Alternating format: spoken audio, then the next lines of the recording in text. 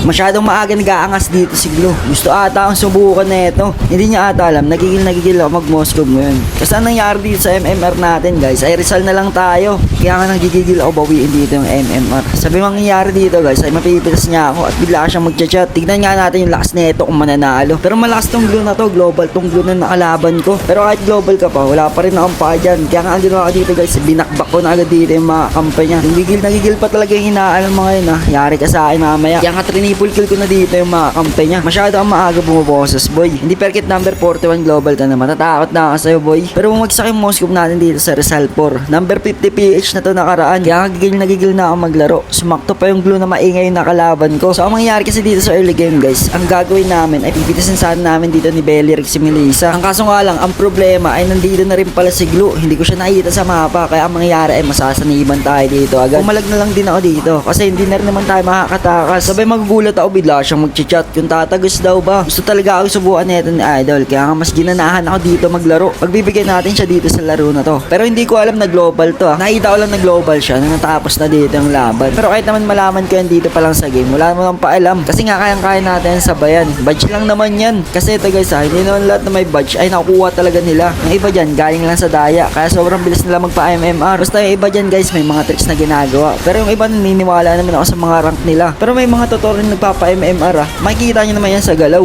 Pero dito guys, dahil nga sinubukan tayo dito ni Glo, pagbibigyan natin to. Kaya kung mapapansin nyo dito guys, agad-agad na ako nagpa-item. Pagbase ko dito sa bot lane, rumespo na agad ako dito sa top. Dahil nga tinamaan dito yung mage nila, pinitas ko na agad. Dito natin bibigyan ng pag-asa yung Glo. Baka kasi umasa pa siya mamaya eh. Kaya nga dito pa lang sa mid game guys, ay sinsugod ko na agad yung mga kalaban. Naka-trinity na tayo dito guys, kaya wala na tayong takot dyan sa mga yan. Sayang hindi ko inaabot dito si Sora. Kaya ang ginawa ko ay binase ko na agad dito yung tower nila. At dahil nga napagbakbakan na yung mga kampi ko, rumespo na ako agad. Hindi ko alam dito sa part na to guys kung bakit hindi rumespo si Glo. Natakot na yata siya sumabay. Kaya ang ginawa ko dito guys, inubos ko na lang dito yung mga kampi niya. Kaya nga dito sa part na to makaka-triple kill tayo. Sa pato si Sora, akala siguro na ito ay makakatagos. Pagkatapos na ito guys, pinuntahan agad namin dito si Glo. Menyak nga sana to guys eh. Ang kaso nga lang problema, hindi na umabot. Medyo matigas siya dito. Kaya ang ginawa ko ay binasik ko na lang dito yung tower nila. Inubos na agad namin yung tower nila dito guys. Inisa-isa namin para wala talagang palagtong mga to at ma-pressure lalo sila. Kaya mangyari dito guys, hindi na ma-arrest po dito sa mga kampi ko. Paano ba naman? Pinasok na agad nila dito sa loob. Wala, inubos agad nila dito yung mga kalaban namin. Sabay maya nagulat ako, bigla silang sumuko. Wala pala to si Glo. Akala ko pa naman makakatagos siya sa akin. Isang beses lang naman siya nakasanib. Tapos tuloy agad dito yung laban. Di man lang sila sumubok dun. Sayang, banggaan sana kami neto sa late game. At ito nga magiging standing namin guys. Nice game dito sa mga kampi ko at mga nakalaban.